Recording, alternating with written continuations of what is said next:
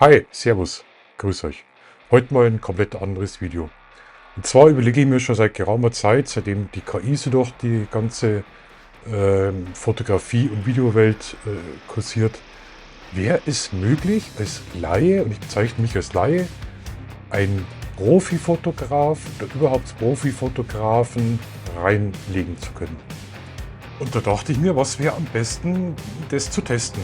Und da gibt es diverse Fotowettbewerbe in Livestreams, wo Bilder eingereicht werden können über Instagram, die dann anschließend besprochen werden und Stimmenabgabe. Und der Beste von den Ganzen ist der Uwe, unser Ehrenwerter von der Podrock Community, der jeden Samstag eben so einen Fotowettbewerb macht.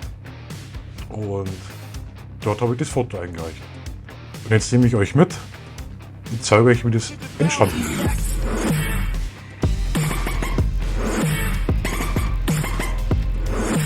Das war relativ easy.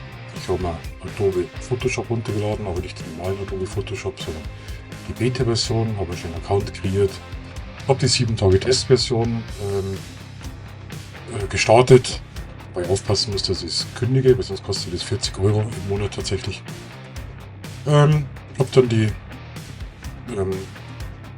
gestartet, habe dann ein Drohnenfoto von mir reingezogen, hier den G-Datei, habe die dann schnell durch den Entwickler gejagt und das ist das Originalfoto von dem eingereichten Fake.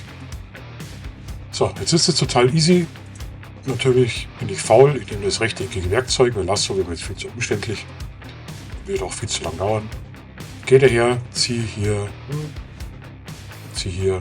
ein Feld, generative Füllung. Ich möchte noch erwähnen, das ist ab 18, also wenn es den Account unter 18 Jahren hast, ist das gar nicht möglich zu machen. Finde ich schade, weil so manche Sportbefreiungs Sachen hätte ich da, glaube ich, früher sehr gern gefälscht. Jetzt gebe ich da ein, sagen wir, bei Mountains, hohe Berge. Das Bild ist zwar in Bayern aufgenommen, aber nördliche Richtung, da gibt es keine Berge. Relativ flach. Dann denkt ihr ein bisschen. Fast so schnell wie ich. Ja. Ihr denkt und ihr denkt und ihr denkt und zack, wir haben hier Berge. Jetzt gibt es 3 verschiedene Auswahlmöglichkeiten. Das wäre jetzt ein... Ja, nehmen wir das egal. Dann bin ich einfach hier gegangen. Hier wieder. Mal überlegen, was haben wir noch gehabt hinten? Habe ich noch ein... Ja, so groß war es nicht. Ich habe da hinten noch ein Meer entstehen lassen. Auf Englisch, glaube ich, heißt es Ocean. Ja, Bayern können auch Englisch ein bisschen. A little Bazi. Er denkt und denkt und denkt und denkt und denkt. Ich zeige euch dann auf alle Fälle noch den Vergleich zwischen Original und dem Fake-Bild. Zack, jetzt haben wir dann ein Flugzeug. Ich weiß nicht, was der mit seinen Flugzeugen hat. Das ist komplett falsch. Ocean Sea. Keine Ahnung, was der immer macht. Also mit den Flugzeugen hat das. Also die KI ist wirklich ein Flugzeugfan. Gebe ich Berge ein, macht er Flugzeuge. Gebe ich Meer ein, macht er Flugzeuge. Ah, jetzt macht er irgendwas. Okay. Jetzt wird es richtig wild. Dann löschen wir einfach die komische, verrückte Ebene. Wir löschen. Römer. Ich will jetzt, habe ich hier trotzdem ein Ozean. Ein Ozean. Er denkt, er denkt, er denkt, er denkt, er denkt, er denkt, er denkt, er denkt, er denkt. Er denkt immer noch. Na. Ja, und schon haben wir den bayerischen Chiemsee. Na gut, das ist jetzt eher Meer. Hier haben wir einen wunderschönen Chiemsee. Dann haben wir hier die berüchtigte Radiofunkkapelle. Ich weiß gar nicht mehr, wie ich das in meinem Text, in meinem Beschreibungstext auf Instagram geschrieben habe. Die Wallfahrer zum Funkturm. Die jährliche Feier, Anschluss ans... Ah, da haben wir sogar fast die gleiche. Ja, Jawohl, das ist die Funkkapelle, wo eben die Wallfahrer jedes Jahr den Anschluss ans Fernsehnetz feiern. Dann gehen wir da unten an der Straße natürlich wandernde Menschen ein.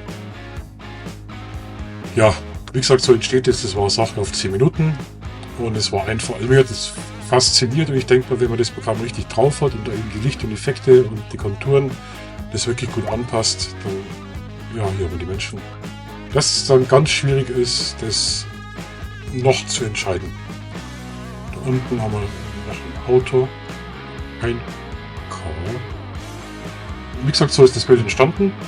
Eigentlich gar nichts Großartiges und habe das dann komplett auf Instagram hochgeladen mit dem dementsprechenden Hashtag. Dann ist der Fotowettbewerb Samstag losgegangen, wo ich Rotz und Wasser geschwitzt habe.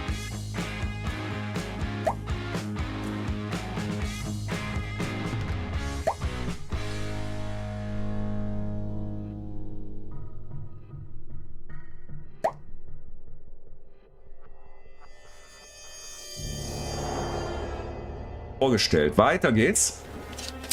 Bavarian Sky Pixels. Großartig. Ja, eine Drohne fotografiert eine Drohne. Ganz, ganz geil. Schauen wir mal, welche Geschichte er mitgebracht hat. Wallfahrt oder Wallfahrt zum Schneidseer Fernsehturm, der damals das Fernsehen in die Region brachte. Aufgenommen mit 2 Drohnen auf 80 Meter Höhe. Im Hintergrund das bayerische Voralpenland oder das bayerische Voralpenland mit dem bayerischen Meer, dem Chiemsee. Jedes Jahr ziehen die Einwohner dieses Dorfes in die Funkkapelle, im Hintergrund sichtbar. Dort unten die kleine Funkkapelle, ich sehe sie, um den Anschluss an das Fernsehnetz zu zelebrieren. Was großartiges Bild. Das muss man erstmal jetzt auf sich wirken lassen, ne? Klasse. Ja, Bavarian Sky Pixels, an der Stelle mal die Frage, warum willst du dieses schöne Land denn verlassen? Verstehe ich nicht. Was glaubst du denn, was du noch Schöneres sehen kannst? Dort stehen Bierbänke. Ja, Bavarian Sky Pixels. Das ist schon klar. Was sollte sonst in einer Kapelle stehen? Ne? Aber die Zeremonie, die wäre jetzt wichtig. Ne? Also das musst du uns nochmal erklären. Wieso ist die Drohne im Schatten? Ja, der Schatten kommt von der anderen Drohne, würde ich sagen. Ne? Ja, also Licht kommt von links oben. Ne? Sehen wir am Schatten vom Fernsehturm. Dann würde ich sagen, ist die Unterseite der Drohne natürlich im Schatten, aber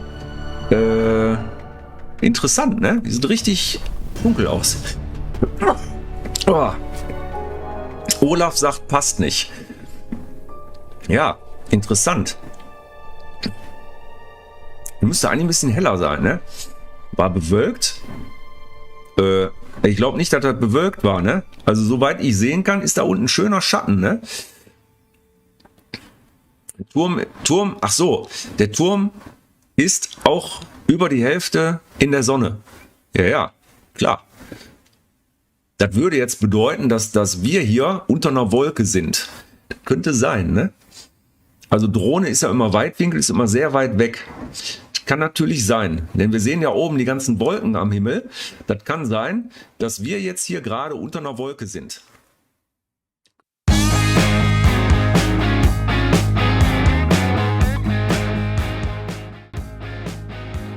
Also zum Abschluss muss man sagen, als Fazit, den Laien kann man eigentlich leicht reinlegen, das ist kein Problem. Aber das geübte Fotografenauge, egal ob jetzt Hobbyfotograf oder wirklich Profifotografe, sind da nicht so leicht zum Reinlegen. Das sind Sachen wie falscher Schatten, falsche Lichtverhältnisse oder einfach falsche Blickwinkel, wo einfach das hinzugefügte Objekt vom Winkel her nicht dazu passt. Und da muss ich sagen, als Fazit ist mitzunehmen, nicht als Sieg oder Verlust, nee, ich würde es als Sieg sehen, weil es doch noch ein bisschen Hoffnung gibt, dass uns die KI nicht wirklich alles vorgaukeln kann, sondern dass es auch wirklich noch Profis gibt, die es auf den ersten Blick sehen. Und da bin ich ganz froh, dass in der Podrock-Community so viel Kompetenz herrscht. Wenn man sich nämlich überlegt, damals in unserer Generation entstand das Internet und hat eigentlich die Welt verändert. Die jetzige Generation steht vor einer ähnlichen Schwelle und das ist eben die künstliche Intelligenz. Das Internet war früher gar nicht geregelt, es war offen, jeder hat alles machen können, was er wollte. Mittlerweile ist es von Disclaimer übers Impressum, Datenschutz komplett gesetzlich durchgeregelt. Die KI ist da eigentlich noch relativ offen und die Politik braucht natürlich auch immer Jahre natürlich, bis da ein Regelwerk entsteht bei einer Technologie, die sich recht schnell entwickelt. Und deswegen glaube ich, dass das noch hochinteressant wird und spannend, auch für unsere Generation, wie mein Alter, also um die 20, aber auch für die Jüngeren, die was damit eigentlich aufwachsen und das als selbstverständlich hinnehmen werden.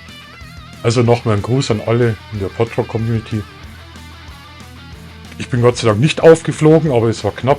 Unser Moderator, der Olaf, hat es ja schon sehr gut erkannt, wie ihr gesehen habt.